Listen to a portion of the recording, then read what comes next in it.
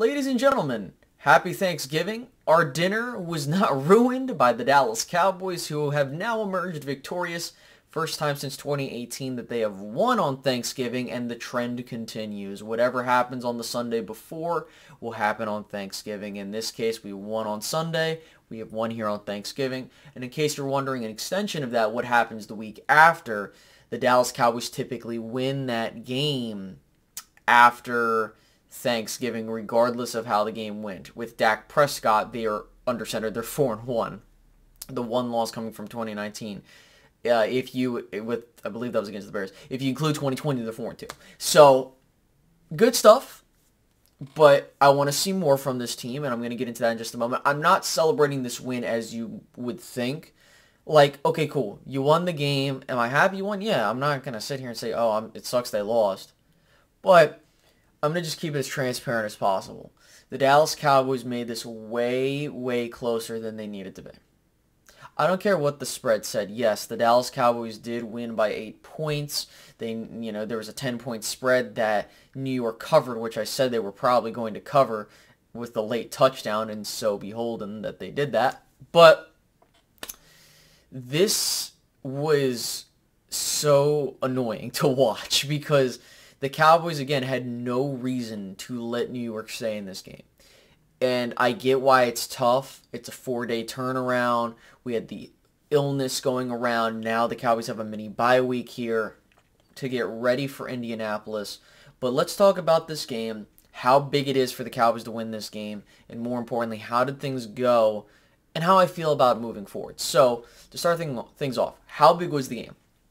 Now you're in sole second place in the NFC East. You are now solidified as the top wild card spot. So realistically, Dallas has 2 routes. They're still in play for the NFC East, regardless of what Philly does at this point, because if Philly and the pressure's on them to continue to win, you might think, well, Space, wouldn't it make more sense for the Cowboys to continue to win? Yes, it makes sense because if you look at how the schedule is set up, Dallas has an easier schedule, but it's not a guarantee they're going to win. But for Philadelphia, you have to keep winning games. If you do not win games, if you lose a game or two before this Dallas matchup and Dallas starts stacking wins, all Dallas has to do is really win one game, and they kind of throw themselves back into the matchup of winning the NFC East. But then again, it feels like it is a foregone conclusion at this point that Dallas will be in the dance. It's just a matter of where, and it looks like they are solidified in those top 2 wild card spots or the number 1 seed, depending again on how the rest of the season shakes up. So there's that. That's why this game was so important. You don't have to worry about sliding. On top of that, New York is now having 2 straight losses. The Commanders are right behind them. And because of how the injuries are starting to pile up, now you're kind of getting worried if you're in New York. Okay, can we get back on track? Because if we lose, now we might see New York actually fall out of the playoff picture. That is a legitimate possibility because of the trajectory of the team. I don't think they will. I think they'll still make the playoffs, but you don't want to be in that position. Next, it's just a momentum game for the Cowboys. I said the 3-game stretch coming out of the bye week against Green Bay, the Vikings, and the Giants were crucial. Why? Because if you can win all 3 or come out of this 8-3, you are going to solidify your spot for the postseason, and more importantly, you stay on pace with Philadelphia. And with that being said, you need to do that because you want to keep fighting for something. I'm not a fan of, okay, you got the number 1 seed, there's nothing to fight for. I don't want to hear that. I want us to win every single game so that we can go into the postseason hot. And honestly, I hope they don't get the bye week because clearly the bye week really effed them up. So, so my main thing is that you look at this Cowboys team. They did not come out the cleanest. In fact, that first half of football was terrible. Terrible. God-awful. But they turned things on in the second half, and that is, I understand that's important, but I can't see that. That's why I'm not celebrating this win as much, because you took care of business when you should have, and I need to see more. And I think that if you manage to add an Odell Beckham Jr., which it feels like you have made your case, okay, we went out and we beat two playoff teams or teams in the playoff picture. We kind of need some help here. You know, you see if we get, and Lamb was doing some stuff. We'll get into that in a second. But I really liked how the team responded in the second half. I'll give him props there. Now, let's talk about the game on the offensive side of the ball, defensive, and then we'll get into the special team stuff like we always do. So offensively, Dak Prescott, 21 for 30, 261, 2 touchdowns, 2 interceptions. Now, the 2 interceptions, not good. I think that the first one, what happened was that Biotish snapped the ball. He thought it was a free play, and I thought it was. I wasn't really paying attention. But when you go back and look, he snapped the ball early, and it felt like Gallup didn't really try on the route. But if I'm Dak, honestly, you need to have that awareness to understand that I don't see a flag. Then again, you don't know. I get it, but at the same time, you can't do that type of shit, to be real with you. But even that, I didn't think it was an interception because I felt like the defender's foot was out and touching the white line, which if you go back on the replay, he was out of bounds. But, okay. Now, the second interception, I get it. You're trying to push to get the first down, and I felt there at first it looked like DPI, but again, situational awareness. If you feel like it's not there, you don't have to throw it and don't risk it, right? But there was good from Dak, the awareness to pick the ball up after it was a low snap and get it to Ferguson to get the first down. To check out of plays and run the ball. Like, he was doing his thing in the second half. So, the stat line's not going to show that, but there definitely was a significant improvement in how things went as the game went on. Dak played very well. He wasn't sacked, which is crazy, but he was getting hit. And moving into my next part, the running game. Zeke looked really damn good. He was averaging 6 yards a clip. His longest run was 22 yards. He had 16 carries, 92 yards. Pollard had 18 carries, 60 yards. And it's just unbelievable how we didn't really go to the run as much until the second half. And it pissed me off because I'm like, dude, they are getting yards. You are beating this team on the ground. In total, you had 169 rushing yards. You were beating them. And I don't know why we got to get cute. And that's something that's pissing me off. And that's what I'm still worried about with this team.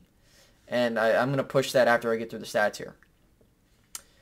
Receiving, CeeDee Lamb has another 100-yard game. And in fact, phenomenal catches in this game. I mean, really, if you looked at the touchdown, you could have argued, hey, maybe he had a one-handed touchdown, which if that was actually ruled a touchdown, I think a lot of us would have lost our shit. But then again, we would not have seen the Hendershot touchdown with the whack-a-mole. That was pretty cool.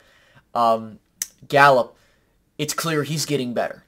Michael Gallup looks like he's getting into a form. 5 receptions, 63 yards. He caught passes that only he can catch. Like, he was catching it with his hands. I know that sounds stupid when you say that, but when you go and look, he was doing really damn good. And that is what I'm looking to see. So Gallup's getting back into form. And I got to give a shout out to Ferguson, man. Jake Ferguson, it looked like he got hurt early in the game.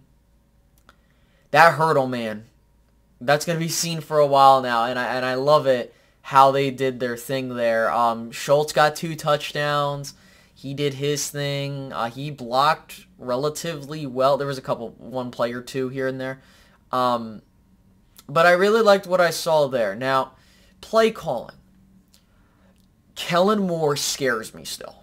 I understand that we're 8-3. I understand we're feeling ourselves. But, dude, I am scared as hell with Kellen Moore calling plays. Because when you're doing this trick play stuff in the backfield, like the Tony Pollard, we're going to do the end around. Don't do that shit. Jet sweep, I can live with that. But don't do anything else. We don't need to be doing that. It's the situational awareness that pisses me off. Like, We saw it again. What did I tell you guys after the Green Bay game? Okay, if you're going to go for it, run the ball, and then elect to either pass or run. They didn't do that. What they did was they passed the ball. Gallup had it open. It was just a poor throw, and it was off sync, and then you run it, and then it gets stuffed. But the way they ran, it was just a mess. The offensive line, keep it real with you guys. That left side still bugs me. Tyler Smith, I think he's going to be best suited for guard play once Tyron gets back. I don't want him to rush Tyron back in, but if Tyron's even 70% of what he is, he's better than what Tyler Smith is doing right now. And that's no insult. Like, I'm not trying to say that Tyler can't get better, but he was hurting you. And in fact, in one of the touchdown drives, I think he had 2 penalties. It was like a holding and a false start that nearly killed you there. So what worries me moving forward is that, like, I think McGovern had a decent game. And I gotta, listen, that entire offensive line has continuity there. I just think the left side needs to be fixed. And then they called a holding call on Zach Martin, which it didn't look like that was meant to be on Zach Martin, which, I don't know. These refs were tripping the whole game. But there's that. So we need to do better situational football awareness when it comes to the play calling. Just run the ball when we don't need, we don't have to force this shit. We really don't. And I think that what I have to give game balls offensively, I got to give it to Zeke and Lamb. They did a really damn good job. For Dak, I would say that he made up for the poor play. But again, like, we can't be doing that type of stuff. So again, I would rather go through these trials and tribulations early rather than have to hit this thing during the postseason. So I don't think Dallas is playing their cleanest football yet, but I would rather them peak at the right time than peak now. Let's look at the defensive side of the ball, guys. Look, Leighton had a fantastic game. He was actually the reason the tide of this game turned because he made a crucial stop on 3rd down, which led to the Giants going for it on 4th down, and then that led to the incomplete. Fantastic job, Leighton. Shout out to him. Trevon Diggs did really well. Micah Parsons, man, 2 more sacks. He's still making his case for Defensive Player of the Year. And to be real with you, I mean, I would not be shocked if he ends up with it. I mean, we have, let's see, we got 6 more games left in the season. He's got 12 sacks, okay? So he needs 2 more sacks to break his career high, which is in his rookie year with 13. But if he continues, let's just say he gets a sack. If he gets a sack every game, which we have 6 games left, that's 18. So that's a lot. If he manages to get a sack every game with 1 or 2 here, like 2 more in the, he could get up where with DeMarcus Ware, I believe, has 20 sacks or 20 and a half sacks in one season. Can he break it? I don't think so, but all that matters is he's making game-breaking plays. A lot of these guys made key plays, but also key mistakes too, but Damone Clark had another good game. He really did. I think that you look at what they did there, and I can't complain. I mean, the Cowboys really did their thing. They were getting to Daniel Jones. They were stopping the run, which, by the way, Saquon Barkley, ladies and gentlemen, 3.5 yards a carry and 39 rushing yards on 11 carries. His longest rush of the day was 10 yards. In fact, the longest rush from the Giants in general was 15. 90 rushing yards on the day, and they got away from the run early. And again, you look at these receiving yards. Again, outside of the Darius Slayton 44-yard catch, Giants didn't really do anything, they didn't do a whole lot offensively to be like, wow, they really were kicking. Now, I think they kind of were kidding themselves because you notice they were going with the pass early, and it was working. So I'm not sure if they were feeling themselves and they're like, all right, let's keep it up. But Daniel Jones, mediocre day. He didn't, how would I word this? He didn't turn the ball over. In fact, actually he did, but it was some defensive hold on Diggs that negated an interception. But again, it really felt like it had to go, like, we had to play so shitty and the Giants to play, like, the best they can do just for them to have a chance in this game. And to kind of put things into perspective, we shut out the Giants. Like, it was 28-13. That really was the final score of the game. They just got the final touchdown in a garbage time scenario where, like, it took them so long to get down there. So I'm not worried there. Jalen Smith surprisingly was their leading tackler, which is kind of funny. There was one play, I think he like jumped on a pile. Like, it was like, what the fuck are we doing here? Now let's look at the team stats here. When you look at the team stats, Dallas was phenomenal on third down. 7 of 11. They had 430 yards of total offense. They had 69, nice, total plays on offense. And it looked lopsided. It made no sense why the game was so close. But then if you actually go 28-13, it makes a lot more sense. You look at the red zone attempts. Dallas was 4 for 4. New York was 2 for 3. Penalties. Dallas had 13 penalties in this game, ladies and gentlemen. 13, and they still won this game decently at the end. They had time of possession, 34 to 25 minutes. I mean, Dallas had an all-round good game. Aside from the turnovers that they had, I think Dallas had the better, the better game. But, oh my goodness, guys. Dallas continues their nice little run here. They are 8-3. We will see how things look after Sunday. I think Washington plays the Falcons, and which you're hoping the Falcons win, and the Eagles play the Packers. So you're kind of hoping that if those teams can win, the door of opportunity opens up. Remember what I always say here on this channel. Take care of business and let fate take its course. If they drop a game, they drop a game. But you know what? At least Dallas still has something to play for, guys. And you know what that is? That number 1 seed. The Vikings won today, and so with that, you kind of have to hope they drop one more game. But again, let's keep winning games. We got Indy on Sunday night next week. Can we keep it up? Can we get healthy? Will Odell sign? Apparently he's meeting with the Cowboy management on December 5th, which worries me because, like, dude, if you are not clear to play, here's the thing. If you're not clear to play, like, I don't want to touch that, but at the same time, I really only need this guy for the January run. If this guy can get healthy and ready by January, assuming Dallas makes it, and they're ready for that first playoff game, that's all I care about. Like, I mean, it's evidently clear that it's taking way too long, and I'm thinking Dallas might be able, like, I don't know what the negotiation's going to be, but there's that. So Dallas has gotten through that little tough part, the 3 games in 12 days or whatever it is. 2-1, you're 8-3. I'm not a fan of having 8 wins. I want to have more, obviously. Here's the thing. Get to 9-3, and then we'll start talking.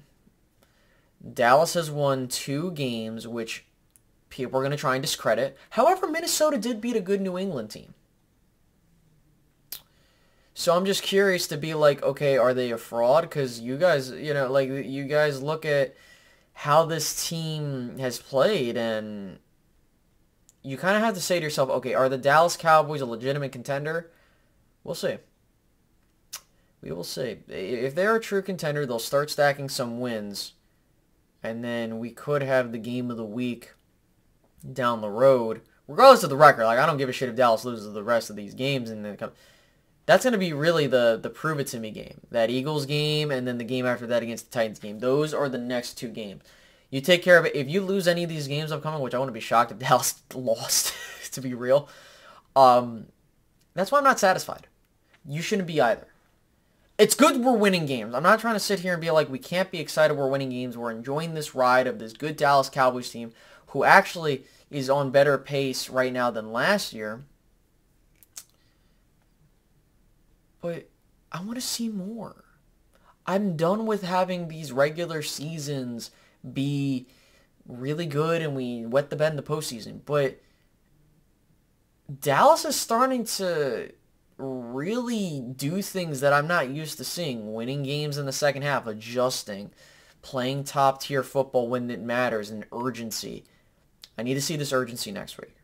I need to see this urgency the week after that. I need to see this urgency moving forward. If I don't see this urgency, then I'm not really going to give a shit whatever the hell this team does. And I understand that not a lot of people don't like how my viewpoint is. Like, I feel like there are games, like this game. I really felt like you were trying to give it to the Giants. Do I want, like, like, man, I think it's funny because realistically, this is a team that on pace defensively is better than last year. Offensively, they're not better than last year, but with Dak under center, this offense has been clicking. We have been scoring 30-odd points a game. We have the most, I believe we're the highest scoring offense with Dak under center. Like, we've scored the most points thus far. But yeah, man, I'm not satisfied. Neither should you. That's really the end of that, guys. And I understand that not a lot of people want to hear that. But look, that's just where we're at. Alrighty, guys. With that being said, I do hope you enjoy the rest of your day. We will see how the picture of the NFC looks after next week. We'll do a recap of where we're at. And will we see this? Now we enter December. December is where contenders and pretenders start to emerge. Will Dallas be a contender or pretender? We will see. But so far, they're looking the mold of one. But my doubts are still there. Can they curb my doubts? We'll see. Alrighty, guys. You enjoy the rest of your night, and have a good one. Goodbye.